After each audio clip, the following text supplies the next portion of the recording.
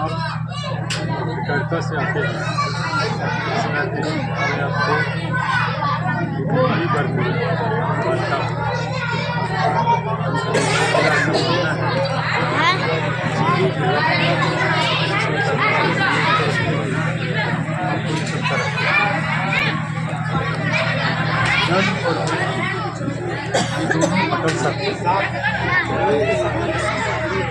इसके साथ स्वर्ग और नरक जुड़ा हुआ है। आपने भी सुना होगा, मैंने भी सुना है, कई लोगों ने सुना होगा। लेकिन पत्रकार होने के नाते ये सोचने का विषय है।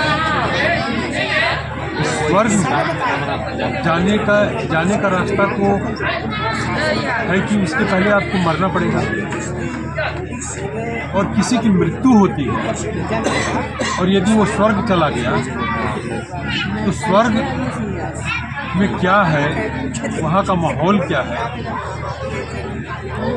हमें बताने के लिए उनको आना पड़ेगा, फिर से आना पड़ेगा। तो लेकिन आप भी जानते हैं मिथ्या चीज़ है ये सब।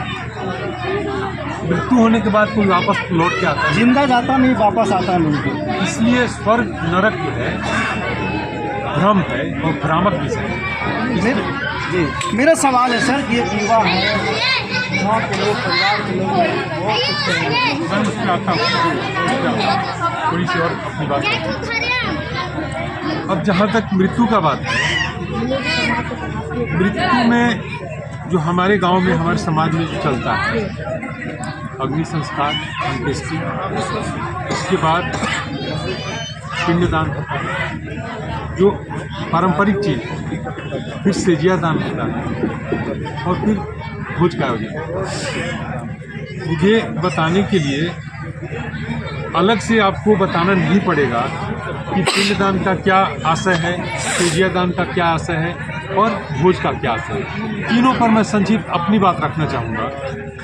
पिंडदान का मतलब है कि जो आत्मा धरती से गुजर गया, उनके यहाँ तक कुछ पहुँचाना हो तो पिंडदान के माध्यम से पहुँचाया जाता है। क्या ऐसा कोई है रास्ता, ऐसा कोई पथ है कि मृतक आत्मा के पास कोई सामग्री पहुंच सके? ये तो ब्राह्मण बता सकते हैं। जो भी बताता है, मैं किसी वाद पे नहीं आ रहा हूँ, जो भी बताता है भ्रम है और समाज को धोखा में डालने वाली बात। दूसरी बात, सेजिया दान।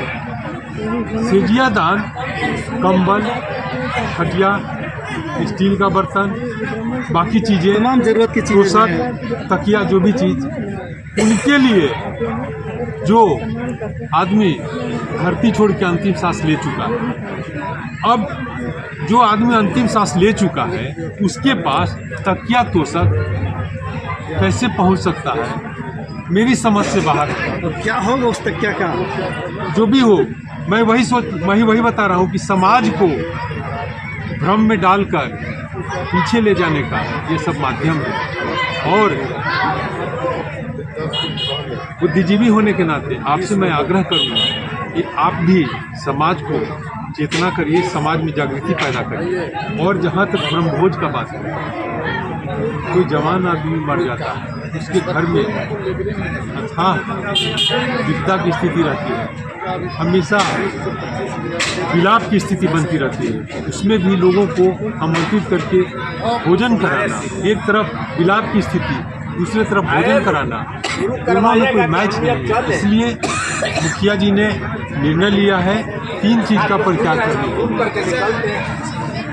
आपका पिंडदान, सेजिया दान, ब्रह्मभोज। मैं पूरे मन से इसका समर्थन करता हूँ, स्वागत करता हूँ और आपसे आग्रह करता हूँ कि आप समाज में जागरूकता पैदा करें। समाज आगे बढ़ेगा, परिवार आगे बढ़ेगा, देश आगे बढ़ेगा।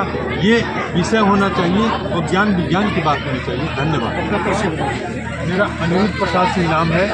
हमारे चाचा सुरेंद्र प्रसाद जी गुजर गए हैं, मैं उनका भतीजा हूँ। मैं सदैव उनका ऋणी रहूँगा। उन्होंने मुझे पाला पोसा, बड़ा किया और बचपन में जो सिखाया उसके बारे में मेरे पास शब्द नहीं। बहुत बहुत धन्यवाद।